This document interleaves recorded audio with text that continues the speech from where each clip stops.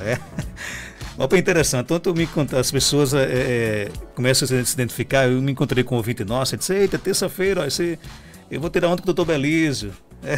Foi uma vitória massacrante, né? Doutor, seja bem-vindo aqui ao nosso Panorama 95. Bom dia. Bom dia, Marcos. Bom dia, Geraldinho. Bom dia a todos os ouvintes. Não ligue para a tristeza de Geraldinho, por favor. Internautas.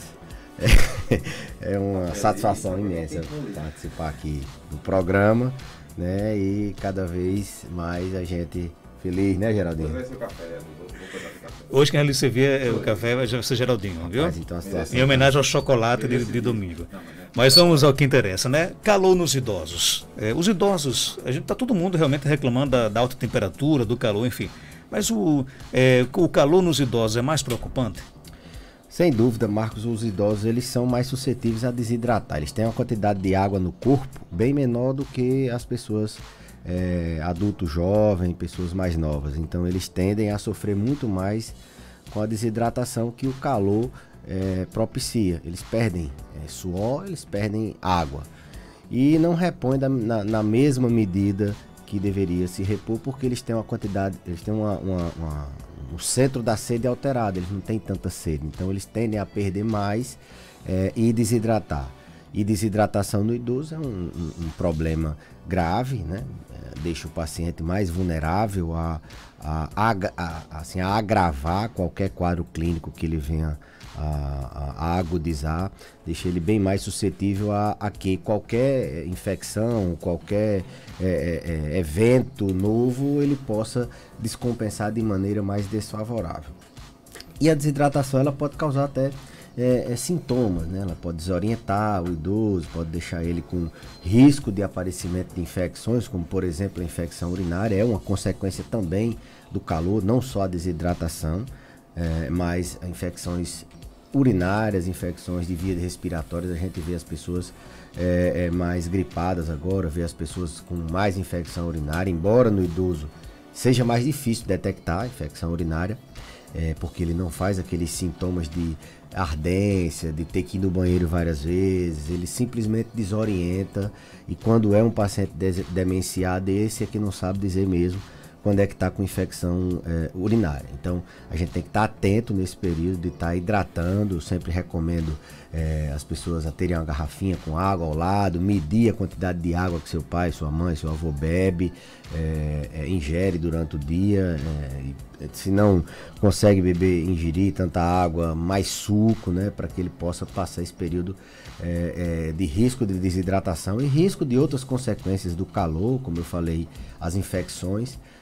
E a urinária é a mais comum nesse período, ele possa atravessar sem problemas. Além disso, evitar roupas pesadas, procurar ambientes mais frios, procurar estar até tomando mais banhos durante o dia. Isso favorece a que ele tenha menos complicações até na pele. Obrigado, Geraldinho. Hoje merecido, né? É estranho, né? Você é acostumado com Suênia, com Fatinha. Depois que a gente tá chegando na liderança. Aparece um marmanjo desse lhe servindo café. Pois é. Mas obrigado, viu, amigo? Cara humilde, viu? É uma satisfação, viu? Tá bom. Então, eles estão mais propícios também a lesões de pele, principalmente aqueles acamados. Desidrata a pele, desidrata o corpo, a desidratação leva a uma imunidade deficitária, a pele fica mais frágil do que eles tendem a ter também lesões de pele. Então a gente recomenda roupas leves, ambientes ventilados, para que também ele proteja a pele. Eles caem mais, Marcos, eles têm mais quedas nesse período, em virtude desse processo de perda, de transpirar mais, de perder líquido. Então todo cuidado nesse aspecto de desidratação. E tem uma coisa que às vezes passa despercebido, mas que as famílias devem ficar atentas, aquelas quedas de pressão. O paciente quando fica em pé, às vezes fica tonto, às vezes ele passa muito tempo em pé e ele desmaia.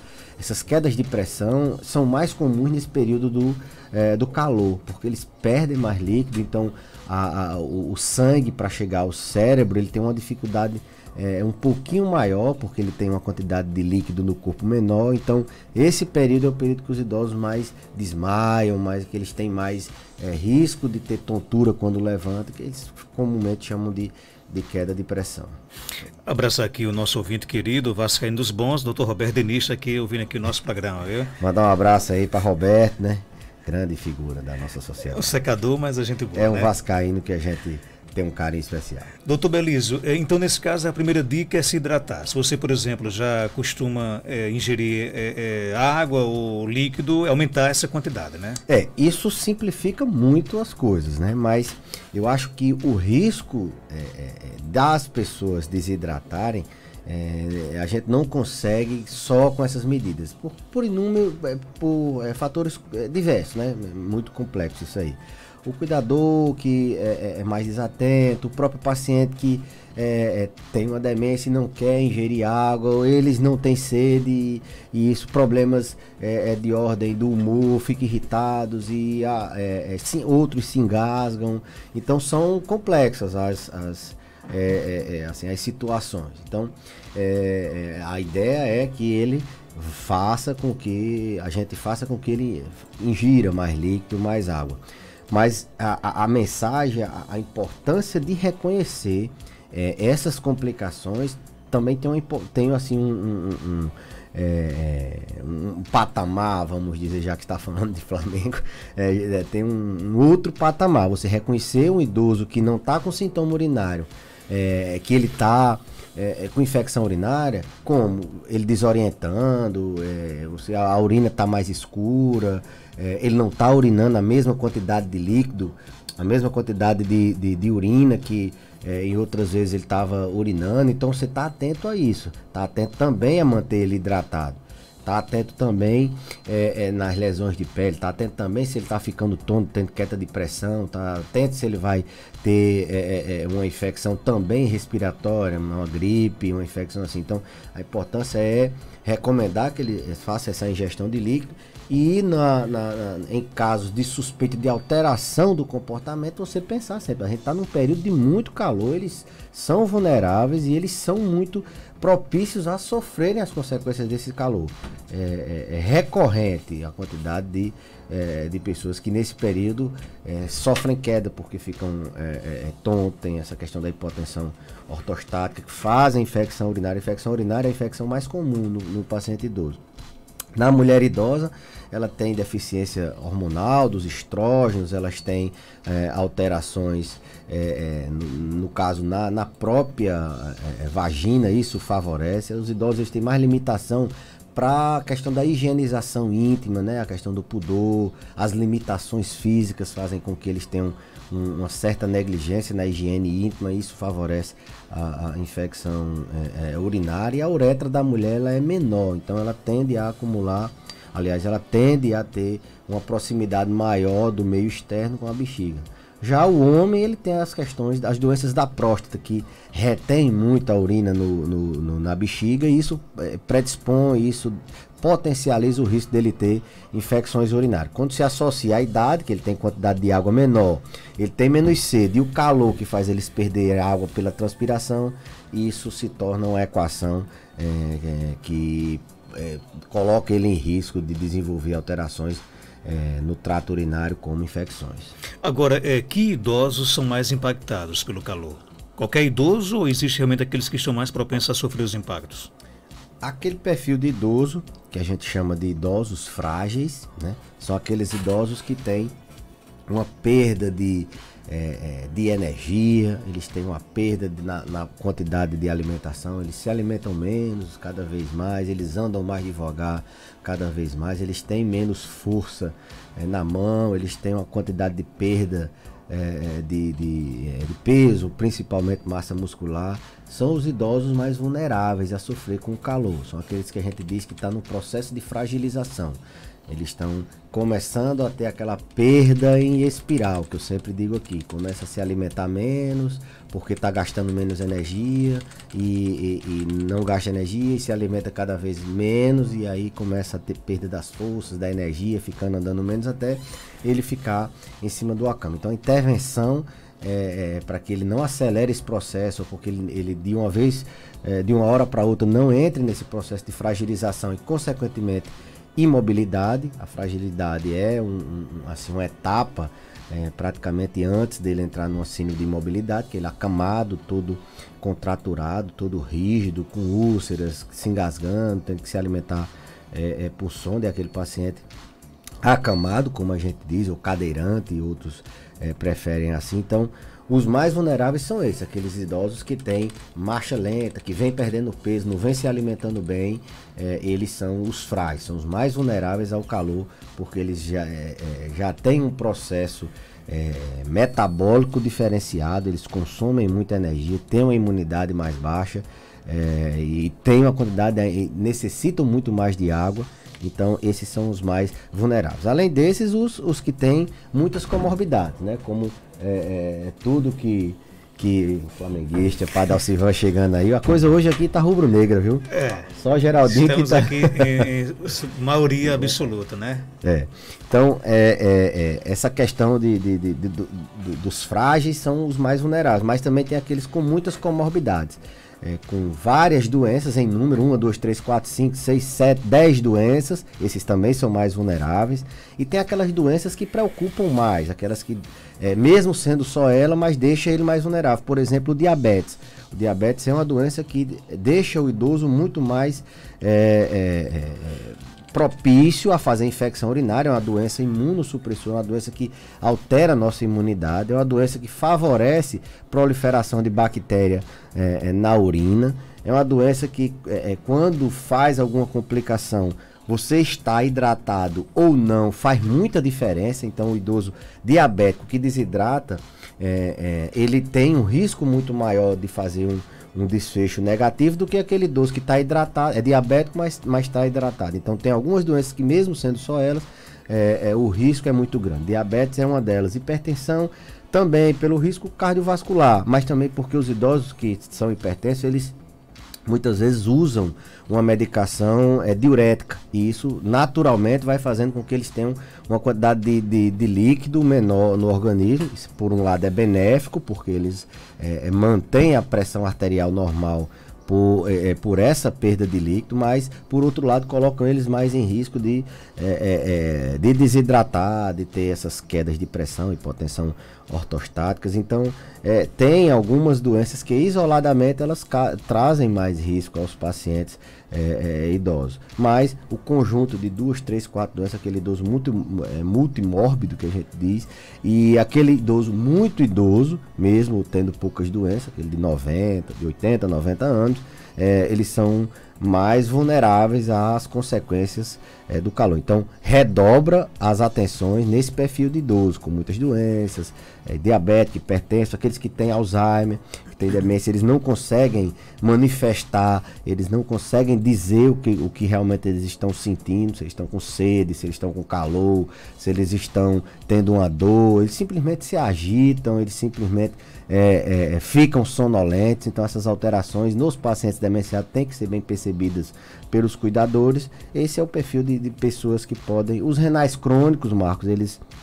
aquelas pessoas que já têm uma função renal, uma capacidade, assim, em linhas gerais, grosseiramente, de filtrar o sangue menor. Então o paciente que tem doença renal crônica não é aquelas pessoas que têm outras doenças no rim. Eles confundem muito doença renal com cálculo no rim. Também tem que beber muita água, mas a doença renal, ela deixa o idoso mais vulnerável nesses períodos de calor, porque ele não faz a reposição hídrica necessária, e essa doença no rim ela pode agravar, pode piorar, pode colocá-lo numa máquina de hemodiálise, ou pode fazer com que ele tenha outras complicações. JB Filmagens está lá em Jucurutu e pergunta: doutor, minha avó, ela não bebe muita água, né? Mas à noite ela vai várias vezes ao banheiro, e aí? É uma tendência que o frio ele precipita um pouquinho a diurese, né? Então à noite, teoricamente, como está mais frio, a diurese aumenta. À noite também existem algumas alterações hormonais que durante o dia, a questão do ciclo sono vigília, de dia ser uma coisa, de noite, de dia tá claro, de dia tem uma produção de hormônio X, de noite já tem um metabolismo diferenciado, então eles tendem a urinar mais à noite. As mulheres, mas principalmente os homens, quando tem doença na próstata, próstata, a noctúria é bem maior. Esses idosos que urinam muito à noite, a gente recomenda que eles ingiram, assim, façam uma ingestão de líquido bem intensa até mais ou menos 4, 5 horas da tarde, né? Eles peguem a carga que eles têm de 2 ou 3 litros, ou que eles façam essa ingestão, deem uma sobrecarga, assim, eles se intensifiquem mais até 4, 5 horas da tarde, para que eles não sofram com essa questão de urinar à noite. Se é alguma doença, se é um diurético que está tomando à noite, se é alguma doença na questão uroginecológica que faz a incontinência urinária, ela urinar mais à noite, se é um homem que tem doença na próstata, logicamente que tratando essas doenças, a recorrência de urinar várias vezes à noite vai diminuir. Mas, via de regra, diminuir a quantidade de líquidos até mais ou menos 4, 5 horas. E eu sempre gosto de lembrar de diminuir o risco dele cair nessas horas que a urina, ele acorda para urinar. É muito comum o idoso cair durante a noite quando ele tenta urinar. Eles têm limitações, eles têm risco de queda, eles não têm uma estabilidade postural boa, eles têm risco de fazer hipotensão ortostática, eles quando levantam ficam tontos, eles têm o risco ambiental de escorregar no trajeto do banheiro, eles têm urgência miccional, muitos deles têm incontinência urinária, e quando vem à vontade, ele tem que urinar logo, então ele sai aperreado para ter que ir no banheiro, ou escorrega, ou cai de uma tontura, ou escorrega, ou não dá tempo de ligar a luz. Então, essa urinada à noite, muitos tomam medicamento para dormir. Medicamento para dormir, você sabe que deixa a pessoa sonolenta e meio grogue, assim vamos dizer. Então, quem toma remédio para dormir tem esse cuidado para não cair. Então, eu sempre gosto de orientá-los a... Se você urina muito à noite, procure dormir de fralda, procure deixar o acesso ao banheiro o mais próximo possível, uma paradeira,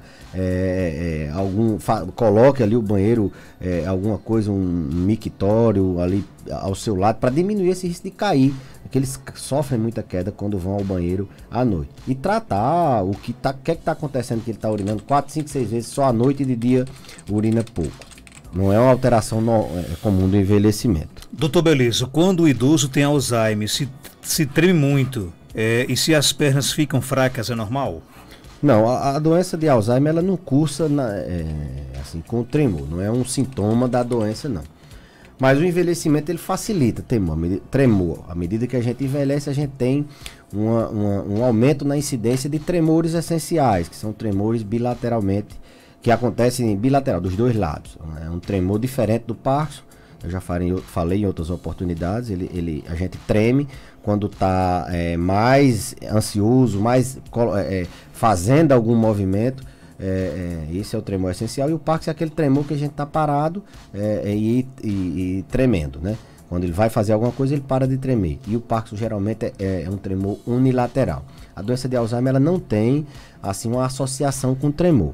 O que tem é que medicamentos para tratar a doença de Alzheimer e para tratar as complicações da demência de Alzheimer, como agitação, agressividade,